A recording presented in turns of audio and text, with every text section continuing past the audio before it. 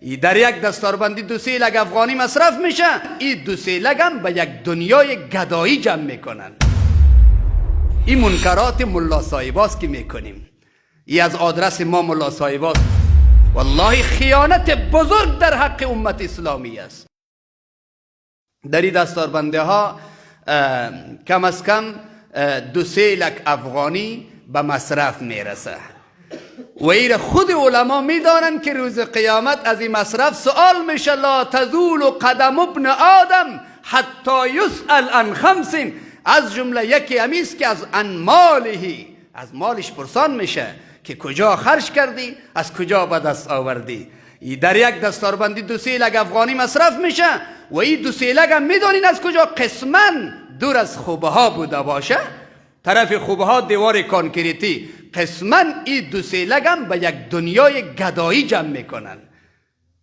گاهی در داخل گاهی در خارج زنگ پیام ای به این شکل پیسه جمع میشه.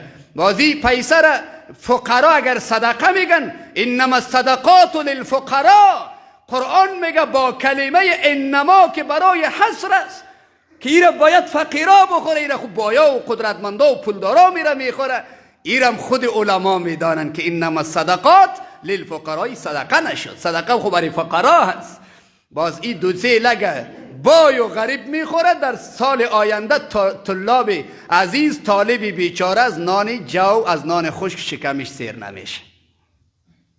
قسما در این دستاربنده ها رقابت است، شهرت طلبی است، نام کشیدن است، قسما جذب کردن و به خود نسبت دادن و برای خود پیدا کردن القابه های کته و بزرگ است.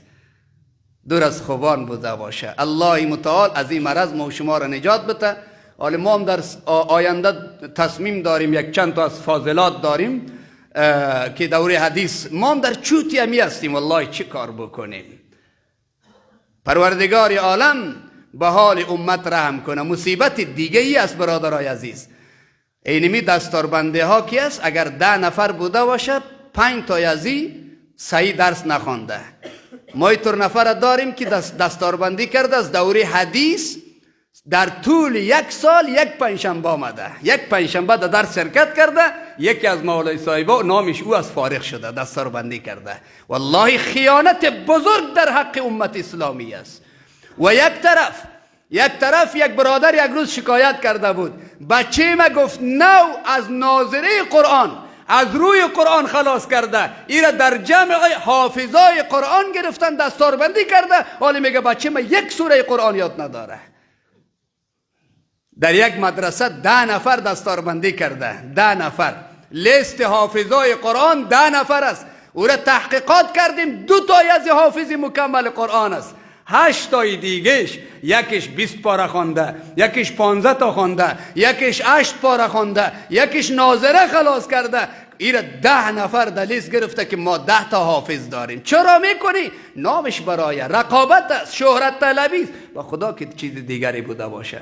این منکرات ملا صاحباست که میکنیم.